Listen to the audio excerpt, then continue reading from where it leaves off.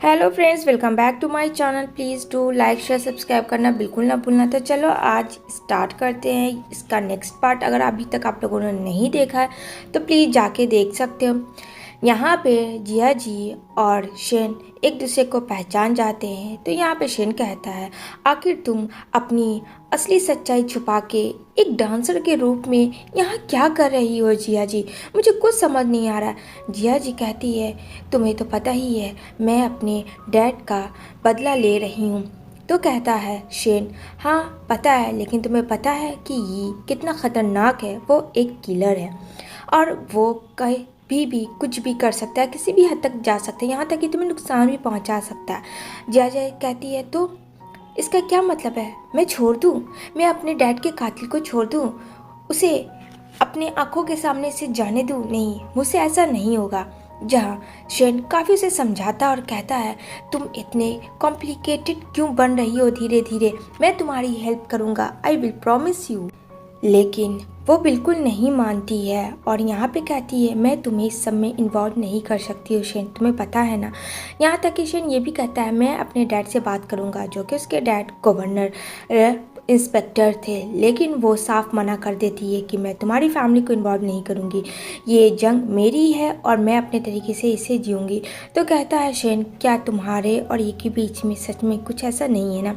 कहती है, नहीं, वो तो बस एक प्लान का हिस्सा है और ऐसा कुछ भी नहीं है। तो कहता है शेन, उससे प्लीज़ दूर ही रहना, क्योंकि वो सही नहीं है। इसके आगे मैं तुम्हें क्या बोलूँ? आगे तुम खुद समझदार हो, क्योंकि तुमने बहुत बड़ा स्टेप ले लिया है। कहती है, हाँ मुझे पता है, अब मैं पीछे नहीं हट सकती हूँ। लेकिन यहाँ पे शेन काफ़ी डरता था, जिया जी को बोल रहा था कि फिर भी तुम एक बार ई के बारे में ज़रूर सोचना, उससे नज़दीकियाँ बढ़ाने में, क्योंकि तुम दोनों का कोई भी मैच नहीं। जंग मेरी खुद का है और ये लड़ाई मैं खुद लड़ूंगी। इस जंग में मैं जीत के दिखाऊंगी, तुम्हें इन्वॉल्व नहीं होना है। कहता है शेन, हाँ मुझे पता है, मैं समझ सकता हूँ, लेकिन मुझे तुम्हारी चिंता बहुत ज़्यादा है। हंसती है जिया जी, कहती है, मैंने तो अपनी किस्मत से खेल लिया, मेरे पास क्या है? मेरी फैमिली ही नहीं है। जिस मकसद से आई हूँ मैं उसे बीच में अधूरा नहीं छोड़ सकती हूँ।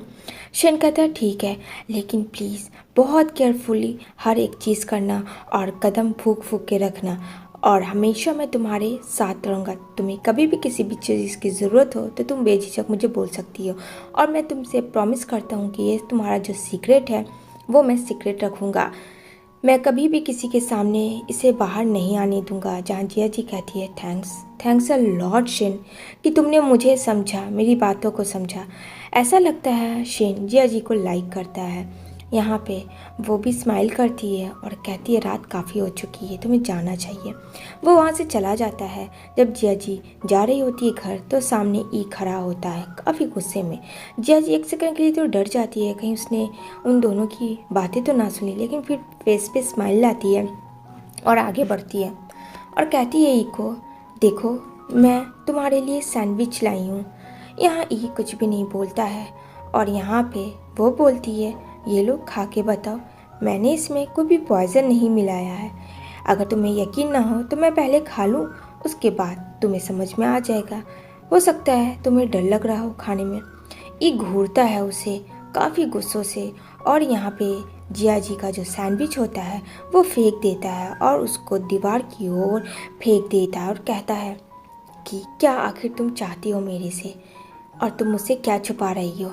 जहाँ जिया जी डर तो जाती है, लेकिन यहाँ पे वो बोलती है, सच में मैं तुमसे क्यों झूठ बोलूँगी? मैं कुछ भी नहीं छिपा रही हूँ, और शेन के साथ जो तुम सोच रहे हो वैसा कुछ नहीं है।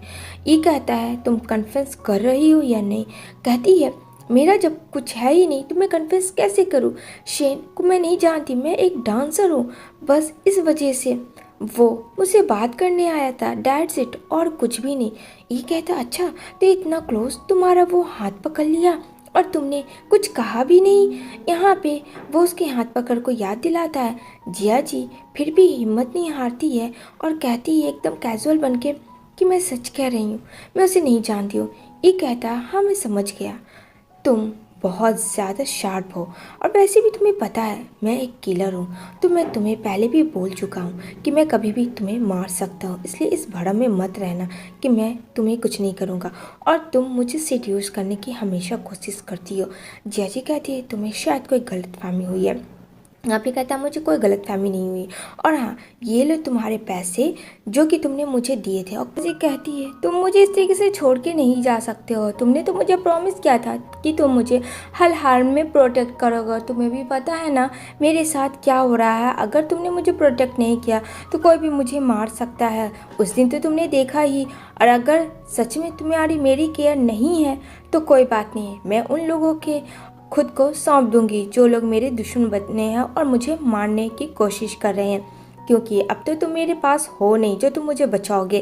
तो ये कहता है मुझे उन सबसे फ़र्क नहीं पड़ता है, तुम अब जियो या मरो, वो मेरी गलती थी लेकिन दोबारा से ऐसा नहीं होगा। इतना करके वो वहाँ से चला जाता है, जहाँ जिया जी उसे देखती रहती है कि उसे कोई भी परवाह नहीं है, पर कैसे। अब यहाँ पे ई घर तो आता है, साथ में ड्रिंक करता है और वो बेला से बात करता है।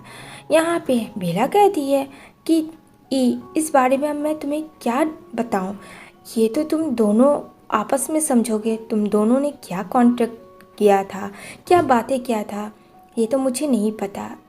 और अगर एक लड़की हो के पूछोगे तो मैं जाहिर सी बात है अपनी फीलिंग्स ज़रूर बताऊंगी। तो ये स्माइल करता है।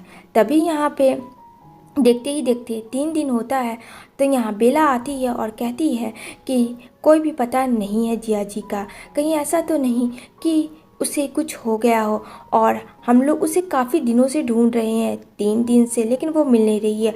उसका एक लेटर मिला है, यहाँ पे वो लेटर दिखाती है जहाँ काफ़ी गुस्सा करता है कि जिया जी को किसी ने किडनैप कर लिया, कहीं उसे उसने मार तो नहीं दिया।